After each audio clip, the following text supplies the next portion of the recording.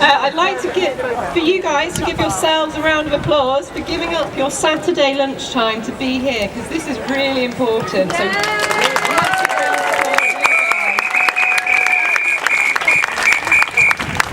thank you so much for inviting me to speak. It's an honour to be here today against you greatly inspirational people. Keep fighting this.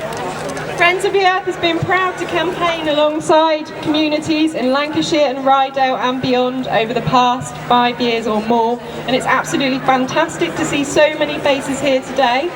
The solidarity amongst the communities fighting fracking is awesomely powerful, and it's one of the reasons why the industry will be defeated. At present, we do face the 14th round of pedal licences. INEOS are promising 30 applications this year. So it's not looking like a few of us may have to step up to the plate and face the same challenge that those are facing in Kirkby Misselton, Rosica and Preston New Road. But we can do this together. Only by sharing our resources and acting together that we can truly win this. Fracking is a hydra. You cut one head off, another head pops up. Everybody has to support everyone else in this fight. Some recent regional victories against fracking and for local democracy include the great campaigning taking place in Nottinghamshire, where residents actually lobbied the planning committee, who were completely fine with fracking. They're now changing their stance to anti-fracking. That lobbying is only over 2 weeks. Okay. It was a similar good news story again in Bury, in Greater Manchester, when the council voted to ban fracking on their land. I've been privileged to bear witness to the inspiring bravery of Tina Rothery in Blackpool recently, as she stood up to Cordrilla in court, and she refused to take place in a protest which she said, and we agree, makes a mockery of justice. Tina and the Lancashire Nanas continue to blaze a trail for frack-free movements across Lancashire and all over the country, to build this movement by sharing knowledge and showing solidarity. It's not just in our backyards, it's all over the country. Tina, you're reminding us, along with the Nanas, that we are the many and the frackers are the few.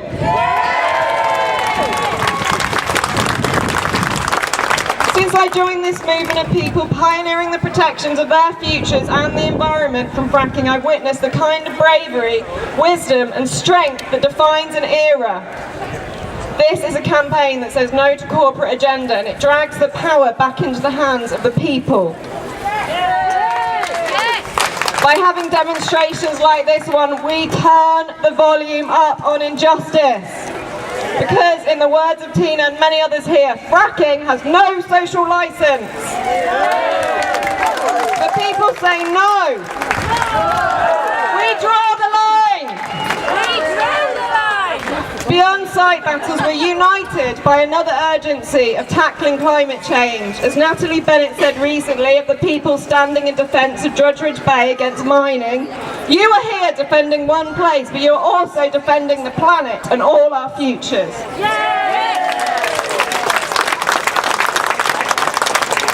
Nations around the world came together in Paris last year to commit to emissions reduction. So what the hell's happening? The ink was barely dry on the new Paris Agreement before the government had issued a new round of licences, as though it was business as usual. But we're here to tell them it's not business as usual. Because business as usual won't end brutal climate impacts. Business as usual won't give back the homes, the livelihood and the lives of over 16,000 people whose communities were ravaged by flooding last December across the north of England. Nor will it give back the lives lost to flooding in the UK and abroad. Business as usual won't make a dent on this energy crisis, but it will fill the corporate coffers, and it will escalate climate change.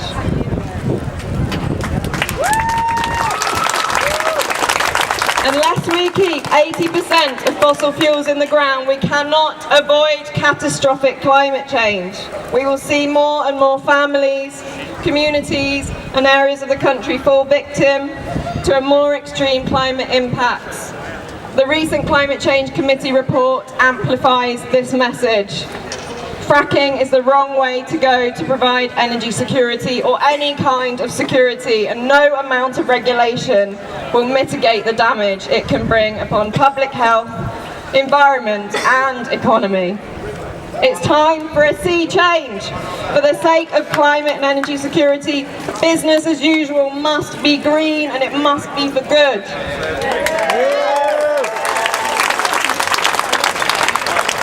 Renewable energy infrastructure must be invested in.